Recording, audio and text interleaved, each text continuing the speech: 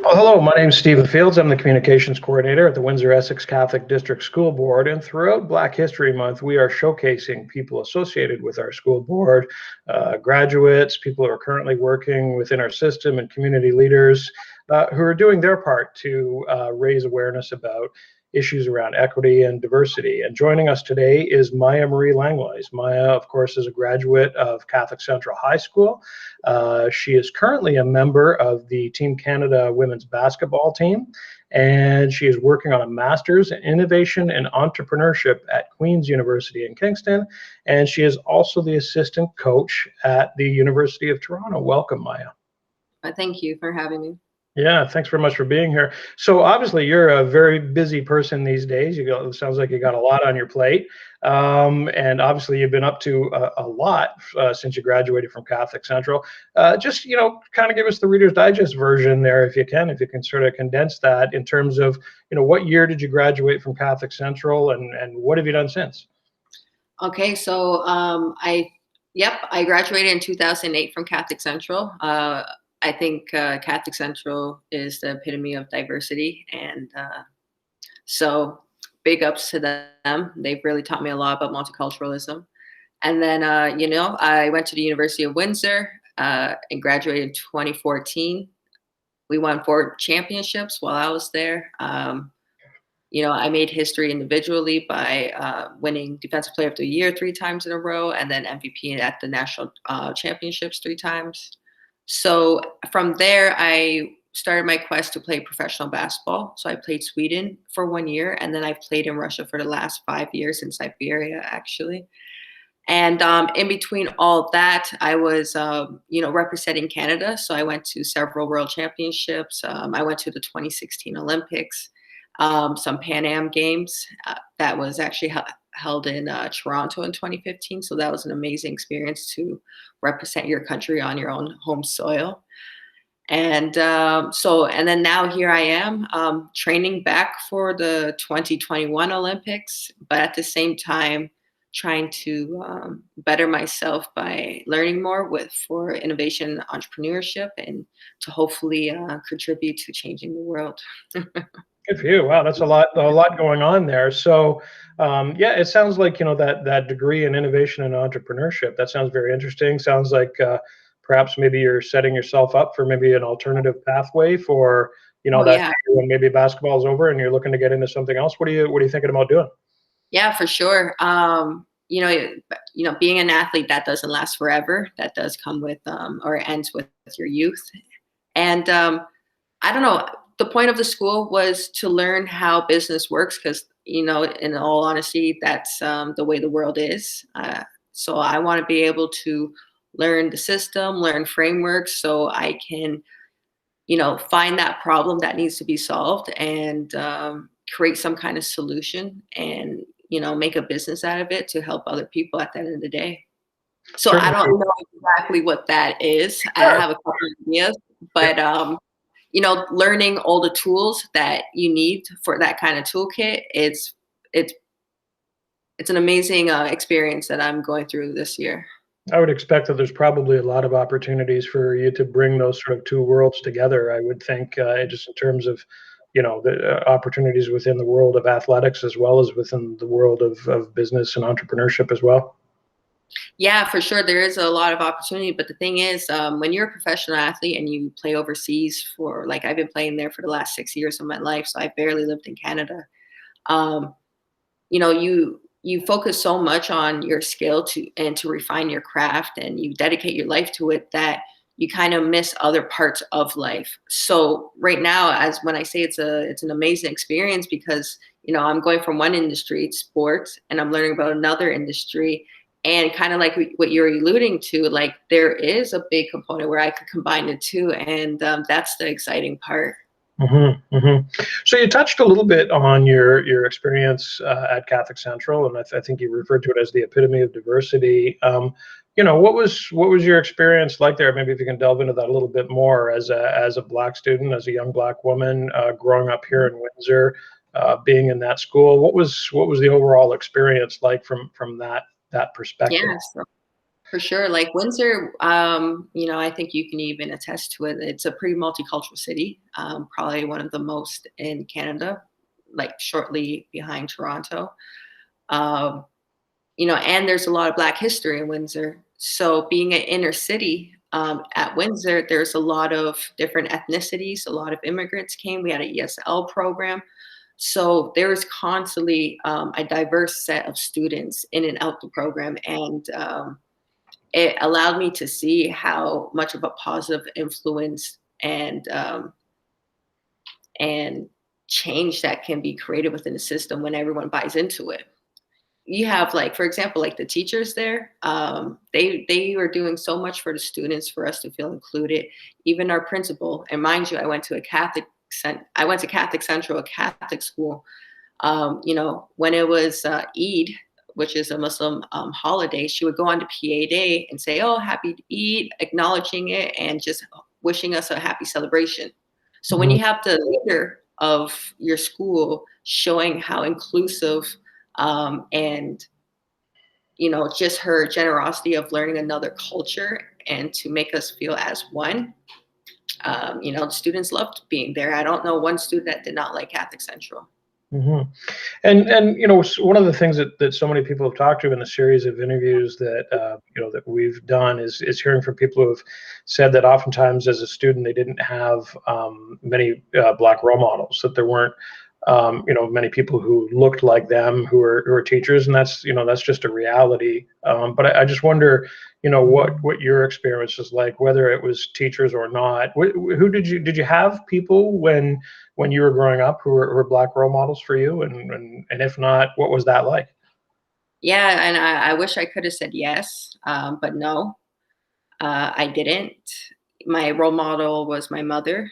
So, and she always said I had to be strong and almost endure it and then overcome it. So, that was tough, but it actually landed on a quote that I'm really fond of, and it's she needed a hero, so that's what she became, Hmm. and that really spoke to me because the lack of sight of people that look like you really don't understand where your path can be, right? People don't understand the struggle that I've endured, just in being a Black person, right, and then being a woman, right. That's Yeah. um, there's a it's unfortunate. So it was hard, but it definitely was a motivator for myself to be the hero that I needed to see. Hmm. And outside of school and your mom, what about either community leaders or perhaps other Mhm. leaders on a Yeah. national and international level? Who did you look up to? Okay, so growing up, I would definitely say the community of Windsor, to be honest, because I definitely could not have gotten to where I am without that community. Even Catholic Central or even my coaches, they weren't people of color, but they were allies, right? And they contribute to my success by providing resources and, you know, helping to get me to opportunities to where I could have been seen, right? And that's the challenge for a lot of BIPOC people is the lack of opportunity. So, kind of switching gears a little bit, Mhm. when we take a look around at the current climate of the way things are happening in terms of race relations, whether it's in our own community and in your community where you live right now, and obviously you've played abroad and traveled and seen a fair bit of the world in a relatively short period of time. And I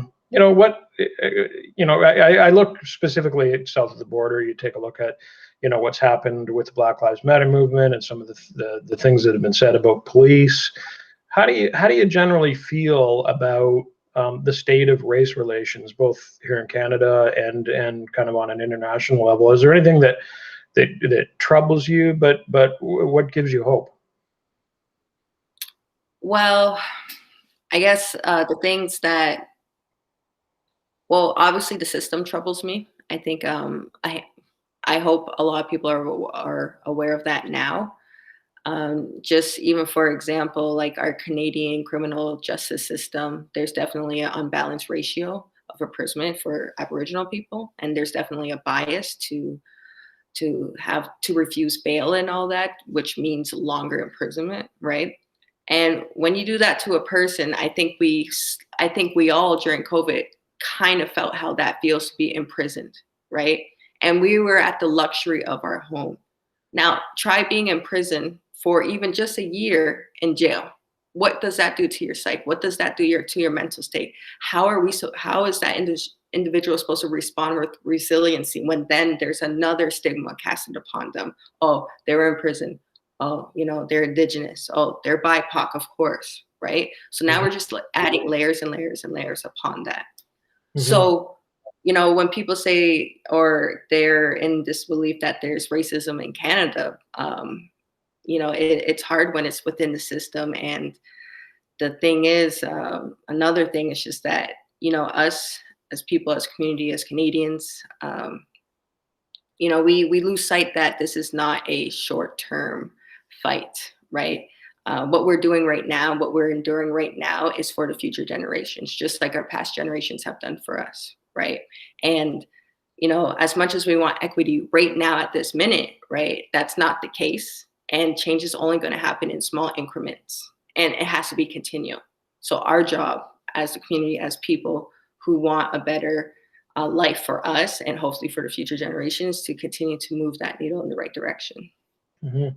And speaking of moving the needle, what do you feel that you can be doing, more of a personal level as, as an athlete, as a role model to try and help move that needle to help create a greater sense of justice and equity in the world? That's a absolutely great question. And I ask myself that often, believe it or not, like what more can I be doing, or how can I help in this in such a way? But sure, I'll always talk to kids who need mentorship, and it doesn't even matter if they hit me up on Instagram. I am always going to give them advice and give them my time. But another way for me to do that is to become a woman in an influential role, and I think that's part of my quest and why I'm taking on so many things at once because. I've been gone for 6 years and I've been playing basketball, but there's a lot more to the world. And the moment that I can use, kind of like we were talking about earlier, but the platform that I have to build something rather than just to talk about something, that's what I'm trying to work towards. Yeah, I think, I mean, it's about using your voice, but it's also just leading an exemplary life, right? Yeah, to be able to be that role model for those younger kids for sure. And that's why, I want them to understand that it doesn't matter how big you are, you always have to help someone. You always have to help someone. So if I embody that, if I act that, and I give them my availability and my time, I hope that they will do that to the next person. Hmm. Hmm. So, final question. Black History Month. We're coming towards the end of it now, but what is it? I think this year there's just maybe a little bit more awareness about Black History Month Mhm. because of exactly some of the things that we spoke about earlier about some of the things that are happening in the world, perhaps. And this is on a personal level. What does Black History Month mean to you? And do you do anything special to kind of acknowledge it? I mean, I'm a firm believer of education and learning and continual growth and wisdom. And so, yeah, Black History Month is very important. I think history as a whole is important, but it's also important to tell the truth. So, if we get 1 month to start to tell the truth and to tell the real narrative that it wasn't just white people who were just on this earth and it created something, that's what we have to do. We have to, part of this is to raise that awareness and to get rid of that stigma and stereotype that black people are lazy. But if black people were so lazy, how did black people have empires? How did we build pyramids? There are so many great black people who invented and created change in our daily lives that impact the world. And to know your roots, for people to know their ancestors, that brings belief. that brings self-identity, awareness, that brings pride. So now those are the things that you need, that a kid needs to grow to a better life and to help move their community, right? And that's even Eastern philosophy, right? It starts with the mind. You need to have a good mind. But if you're told, if a Black person is told you're lazy and you're stupid and you can't get work, you don't get education, how are we supposed to grow? So we got to tell the truth, right? No, your ancestors were great. They've done this and this and this, and so can you. Yeah, it's really just about showcasing those contributions, isn't it? Yeah, Black excellence, and you know, we do it in school for the Europeans, though. Yeah, yeah. Well, listen, Miah-Marie, it was really great having you here. Some very insightful answers, and we wish you all the best. Of course, as a graduate of our school board, you're a wonderful ambassador, and obviously you're very busy, and you got a lot more left to do in your life. And good luck with the Olympics this year. Go Canada, and again, thanks so much for being here today. Thank you for having me anytime. Okay.